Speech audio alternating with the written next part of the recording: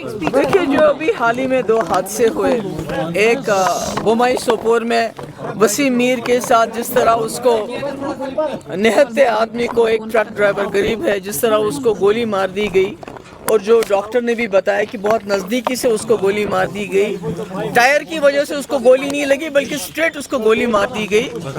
और उसके बाद कठुआ बिलावर में जैसे मक्खन दीन को थोड़ा पीछे पुलिस हमारी रखवाली के लिए है, उसको इतना टॉर्चर किया कि वो खुदकुशी करने के लिए मजबूर हो गया। और ऐसे में इंसान को ये ख्याल था कि उमर साहब जब होम मिनिस्टर से मिलेंगे तो उनसे इन मसले के बारे में बात करेंगे, क्योंकि हम कहते हैं, जैसे वो खुद बार बार कहते हैं, होम मिनिस्टर साहब के जो एडवाइजर हैं, हमारे हाथ में कुछ नहीं है। मगर वो यहाँ के वजीर आला हैं, उनके पास 50 MLA हैं, उनके पास मेंबर पार्लियामेंट है, उनकी एक अथॉरिटी है।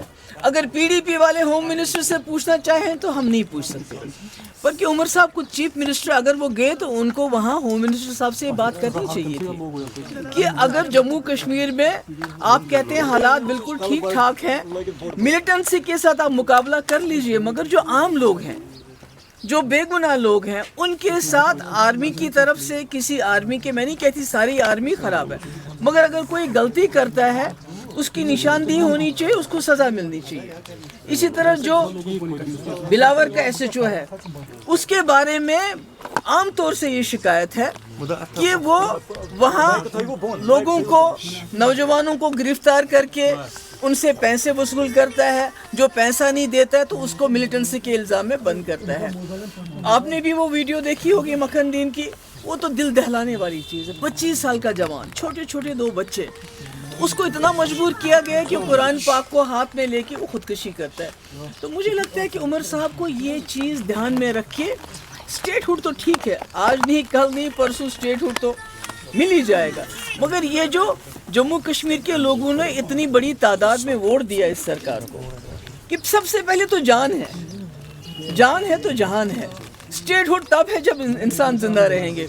तो मुझे ये अफसोस है कि उन्होंने ये बात नहीं की, करनी चाहिए थी।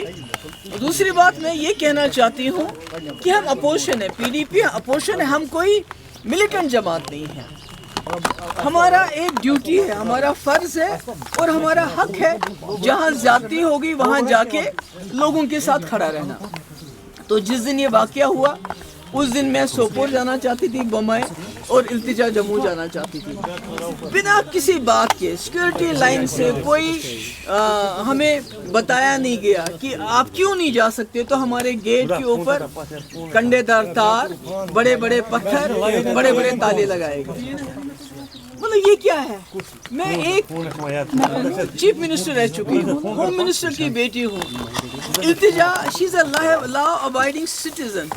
तो आप बिना हमें बताए, कोई वजह के बिना क्या कहे, हमारे दरवाजे को लॉक कर देते हैं, ताला लगाते हैं। यहाँ तक कि जो उसकी गाड़ी थी, उसके जो PSO है, उनको रोका गया, उनको बोला कि आप वहाँ नहीं जाएंगे। अगर आपने उनके PSO को खुद रोका, गाड़ी उसको भेजी नहीं, तो फिर आपने उन्हीं PSO को कैसे सस्पेंड किया? उनका कसूर क्या है? आपने तो उनको खिंबर जाने से रोका, गाड़ी को रोका, ताला लगा दिया। तो देखिए, जो SHO इन्वॉल्व है उसके खिलाफ क्या एक्शन है हमें कोई मालूम नहीं है। जो आर्मी वाला इन्वॉल्व है बोमाई किलिंग में, उसके खिलाफ क्या एक्शन हुआ हमें कोई मालूम नहीं है, उसके बारे में कोई इन्फॉर्मेशन नहीं है। मगर इल्तिजा के 2 PSO जिनका कोई कसूर नहीं है, हमीद और बशारत, जो इसलिए साथ है कि उनको इल्तिजा की प्रोटेक्शन करनी है, बल्कि इल्तिजा की जासूसी नहीं करनी है। तो उनको इसलिए सजा दी गई कि आप इल्तिजा की जासूसी क्यों नहीं करते। तो मैं समझती हूँ बहुत ही अफसोस की बात है। मेरी गुजारिश है गवर्नमेंट ऑफ इंडिया से कि जम्मू कश्मीर के आप इस रिश्ते को घसीटिए मत, यहाँ से आगे आ रहे हैं। इस रिश्ते को इज्जत से अपने साथ चलाने की कोशिश कीजिए। और वो तब तक नहीं चल सकता जब तक जहाँ जो ह्यूमन राइट्स वायलेशंस होती हैं, जब तक उसमें आप जो रिस्पॉन्सिबल हो उनको अकाउंटेबल नहीं बनाएंगे। उसके लिए आपको एग्जाम्पल बनानी चाहिए। बोमाई में जो हादसा हुआ और जो कठुआ में हादसा हुआ, उनको सख्त से सख्त सज़ा दी जानी चाहिए। اور جو التجا کے جو پی ایس او ہے جن کو خواہ میں آپ نے سسپینڈ کیا ہے ان کا سسپینشن آرڈر ریووک کرنا چاہیے اگر آپ کی آنکھ میں تھوڑا سا وہ کہتے ہیں نا کہ لحاظ ہے.